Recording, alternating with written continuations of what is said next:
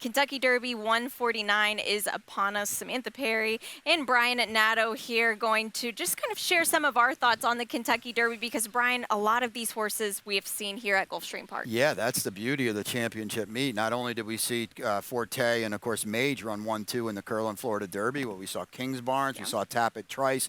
We know now that Cyclone Mischief is going to get in as well. So, yeah, we saw a lot of these talented three-year-olds here this winter. Yeah, we did. And it's such an exciting time, kind of a time where everybody is looking at the world stage that is the Kentucky Derby.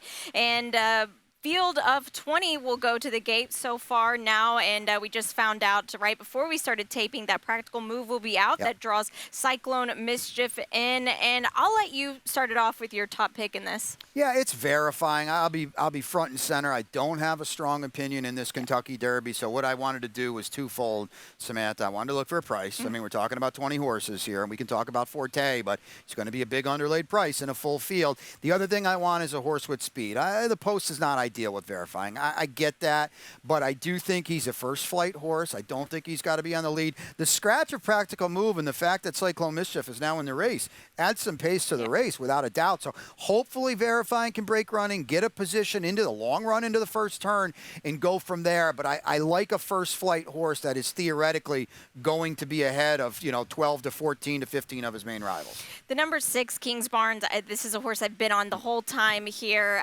He's 3 for 3 right now. He's won at 3 different racetracks as well. Broke his maiden here at Gulfstream Park. And a horse that I've kind of stepped back with a little bit coming into the Derby, but after his last work before the Derby, I really think that this is a horse sitting on a big one right now.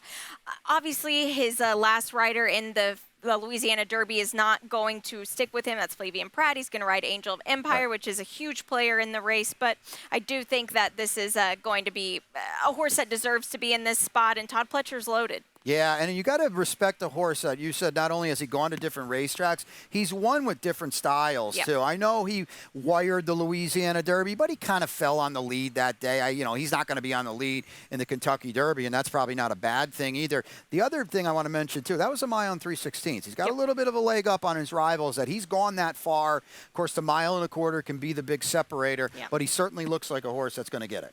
Tappet Trice, another one of Todd Pletcher trainee we saw here as well, who screams Belmont winner to me. This is a horse that you also like in the Derby spot. Yeah, I mean, if I'm picking verifying, I got to use Tappet Trice because he beat him in the Bluegrass, and he's a grinder. I worry a little bit about his running style. Again, passing a lot of horses like a Forte, but you can't deny his talent. No, you can't. And this is a race, like Brian said, it's so wide open, and all of these Derby preps, I don't think there's one that overlays another one. No, I think that's a really, really good point. I like the Bluegrass, but how about our race with Mage running huge? And I don't know if it's too much too soon for him. It is a big ask. He was an unraced maiden on the morning of late January. But, boy, you watch that race and you see it here in the Curlin Florida Derby. That move he put on the far turn, to me, was breathtaking. Yeah, and I think it's a nice additive as well that Javier Castellano does stick around to ride here. He was supposed to ride a previous horse. He jumped off. Now he's on Gustavo Delgado's trainee, Mage. And we were talking earlier, if this horse breaks, we don't know what will happen. Yeah. Absolutely. Now, he's shown a penchant of it's a problem. There's no doubt about it. 3 times, trouble trips 3 times at the gate, especially in his last 2. But I'll tell you what, if he breaks running, all bets are off because he wired his debut at 7 furlongs.